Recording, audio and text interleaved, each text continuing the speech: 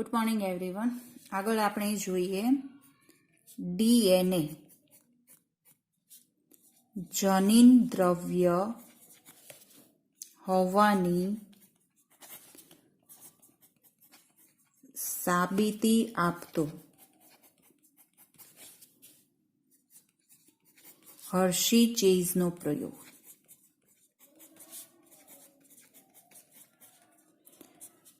એક જનીન દ્રવ્યની સાબિતી વિશે આપણે જોઈ ગયા બેક્ટેરિયલ રૂપાંતરણ. બીજો પ્રયોગ જોઈએ હર્શી ચેઝના પ્રયોગ વિશે. આ પ્રયોગ જે છે કે જે આલ્ફ્રેડ હર્શી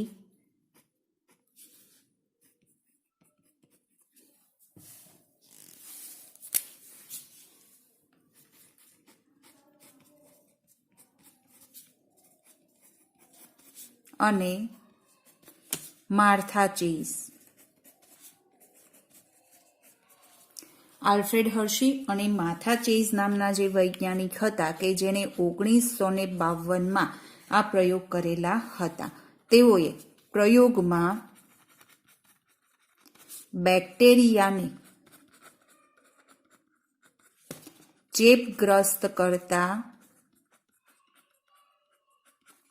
વાયરસ પર કાર્ય કર્યું, જેને બેક્ટેરિયોફેજ કહે છે.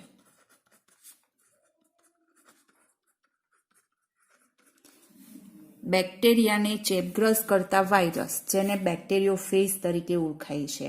એટલે કે તેને આ બેક્ટેરિયોફેજ જે છે જેને પ્રયોગમાં ઉપયોગમાં લીધા હતા. બેક્ટેરિયોફેજ બેક્ટેરિયા પર સ્થાપિત થાય છે અને પોતાનું જનીન દ્રવ્ય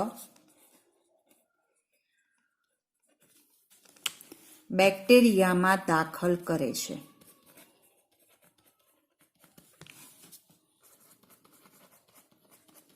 બરાબર, બેક્ટેરિયોફેજ બેક્ટેરિયા પર દાખલ થાય અને બેક્ટેરિયામાં પોતાનું જનીન દ્રવ્ય દાખલ કરે છે. હવે કે બેક્ટેરિયા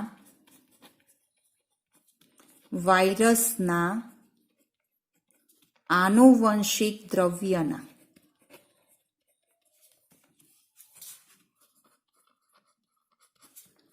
ઉપયોગથી અનેક વાયરસ કણોનું નિર્માણ કરે છે. જે જનીન દ્રવ્ય કે જે બેક્ટેરિયોફેજમાંથી બેક્ટેરિયામાં દાખલ થયું છે, બેક્ટેરિયા એ વાયરસના એ જનીન દ્રવ્ય અથવા આનુવંશિક દ્રવ્યના ઉપયોગથી કે અનેક વાયરસ કણોનું નિર્માણ કરતા હોય છે. એટલે આખી જે પ્રોસેસ છે કયા પ્રકારની જોવા મળે છે તો કે આ એક બેક્ટેરિયોફેજ છે. હર્શી અને ચેઝ કે જેને પોતાના પ્રયોગમાં T2 ટાઈપનો બેક્ટેરિયોફેજ લીધેલો હતો. બેક્ટેરિયોફેજ છે અને તેનું જનીન દ્રવ્ય છે ડીએનએ. હવે કે આ બેક્ટેરિયોફેજ જે છે કે જે બેક્ટેરિયા પર સ્થાપિત થાય છે. દાખલા તરીકે આપણે જોઈએ તો કે આ બેક્ટેરિયા છે. દાખલા તરીકે ઈ કોલાઈ બેક્ટેરિયા છે જેનું આ જનીન દ્રવ્ય છે, જેની પર બેક્ટેરિયોફેજ સ્થાપિત થાય છે. હવે કે બેક્ટેરિયા ઉપર સ્થાપિત થઈ બેક્ટેરિયોફેજનું જનીન દ્રવ્ય જે છે એ બેક્ટેરિયામાં દાખલ થાય છે. તેનું જે જનીન દ્રવ્ય હતું એ હવે આ બેક્ટેરિયામાં દાખલ થઈ ગયું. બરાબર છે. અને આ આનુવંશિક જનીન દ્રવ્યની મદદથી વાયરસનું જનીન દ્રવ્ય છે એ વાયરસના જનીન દ્રવ્યની મદદથી કે આ જે બેક્ટેરિયા જે છે જેમાં વાયરસના અનેક કણોનું નિર્માણ થાય છે, કારણ કે જનીન દ્રવ્યનું સ્વયં જનન થાય એટલી વખત ત્યાં વાયરસના કણોનું નિર્માણ થાય છે.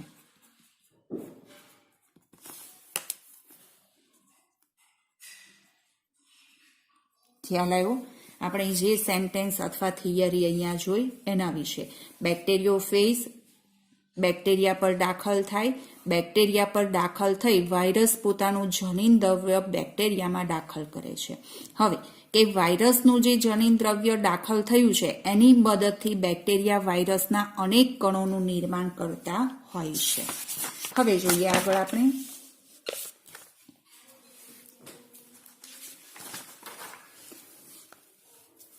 હર્શી અને ચેઝ કે જેમણે બેક્ટેરિયામાં વાયરસનું ડીએનએ કે પ્રોટીન પ્રવેશે છે.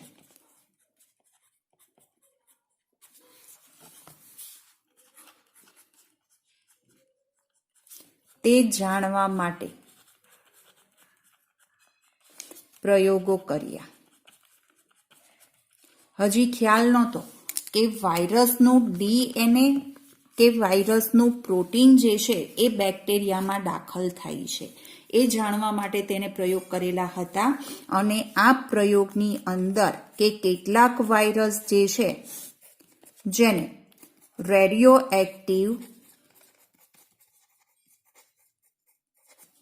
સલ્ફરયુક્ત માધ્યમની અંદર ઉછેર્યા અને કેટલાક વાયરસને રેડિયો એક્ટિવ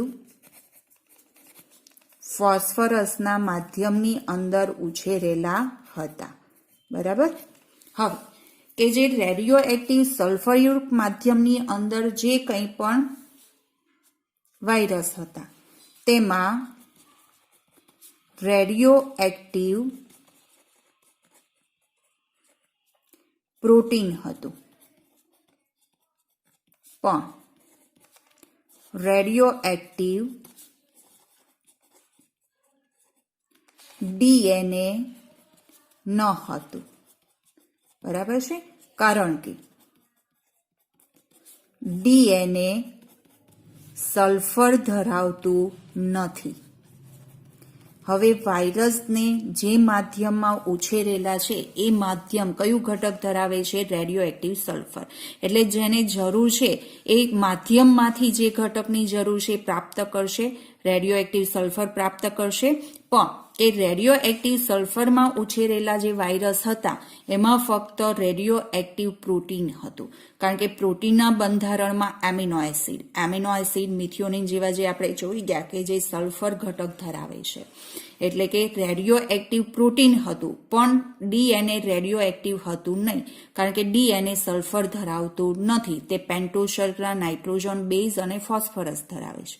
જ્યારે કેટલાક વાયરસ કે જે રેડિયો એક્ટિવ ફોસ્ફરસના માધ્યમમાં ઉછેર કર્યો હતો તેમાં રેડિયો એક્ટિવ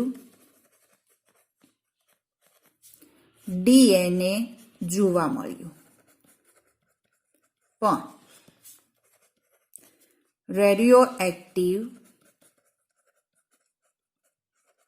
પ્રોટીન ન હતું.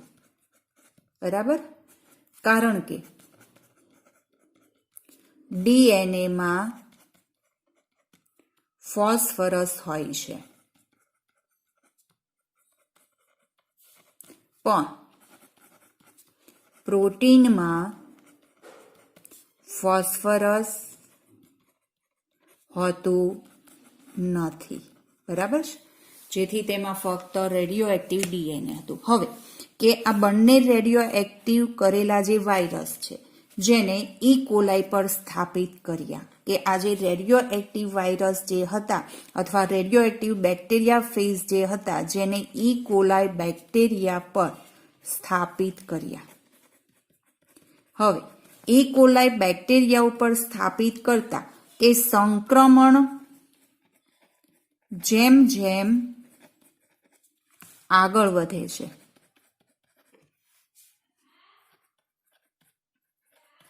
તેમ તેમ બ્લેન્ડરથી હલાવવાથી વાયરસનું આવરણ બેક્ટેરિયાથી અલગ થઈ જાય છે. જેમ જેમ બેક્ટેરિયોફેજનું સંક્રમણ આગળ વધે, બ્લેન્ડરથી હલાવીએ એટલે વાયરસનું આવરણ બેક્ટેરિયાથી દૂર થઈ જાય છે. ત્યાર પછી એ બેક્ટેરિયાને સેન્ટ્રીફ્યુઝ કરતા એટલે કે અલગીકરણ કરતા વાયરસના કણો અલગ થઈ જાય છે. હવે કે જે બેક્ટેરિયા રેડિયો એક્ટિવ DNA વાળા વાયરસથી ચેપી હતા, તે રેડિયો એક્ટિવ રહ્યા. બરાબર, કે જે બેક્ટેરિયા રેડિયો એક્ટિવ DNA થી વાયરસથી ચેપી હતા એ રેડિયો એક્ટિવ જ રહ્યા, પરંતુ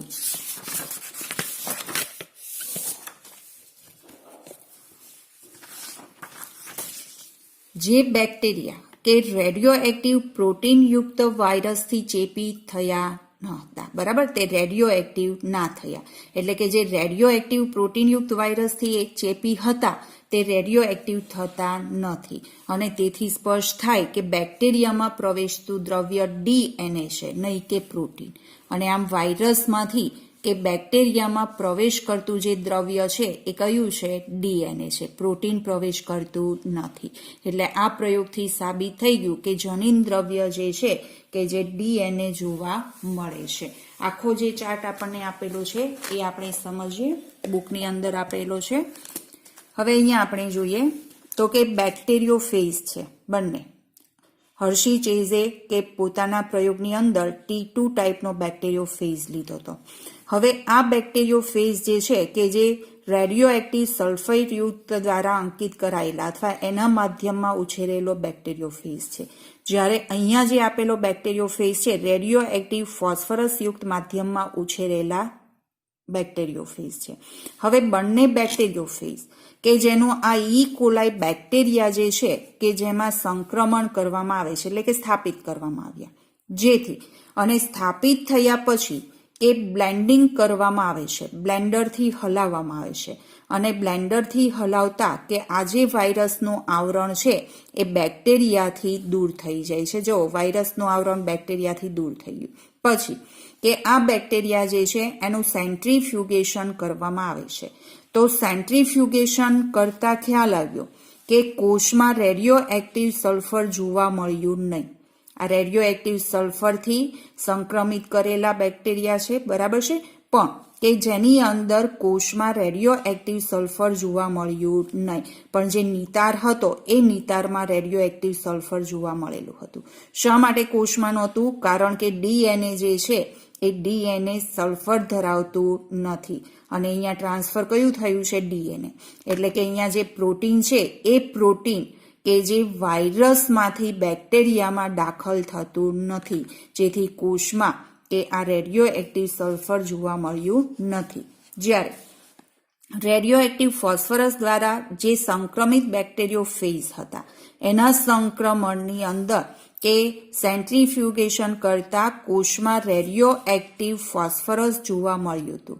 કે આજે બેક્ટેરિયાના કોષ છે જેમાં રેડિયો એક્ટિવ ફોસ્ફરસ જોવા મળેલું હતું. બહારનું જે નિતારણ છે એમાં રેડિયો એક્ટિવ જોવા મળ્યું નહોતું. અને આ પ્રયોગ પરથી કે સાબિત થયું બેક્ટેરિયોફેજમાંથી બેક્ટેરિયામાં દાખલ થતું જનીન દ્રવ્ય જે છે એ કયું છે? DNA છે, પ્રોટીન નહીં. કારણ કે જો અહીંયા પ્રોટીન દાખલ થતું હોત તો રેડિયો એક્ટિવ સલ્ફર જોવા મળે, પણ અહીંયા પ્રોટીન દાખલ થયું નથી, જેથી રેડિયો એક્ટિવ સલ્ફર જોવા મળ્યું નથી. ખ્યાલ આવી ગયો? પ્રયોગની અંદર લોંગ ક્વેશ્ચનમાં પૂછાય તો થિયરી લખવાની છે. તમે આ રીતે 3 મુદ્દા પાડીને પણ લખી શકો છો. અને હા, થિયરી લખો ત્યારે આ જે ચાર્ટ છે એ જરૂરી છે. બરાબર.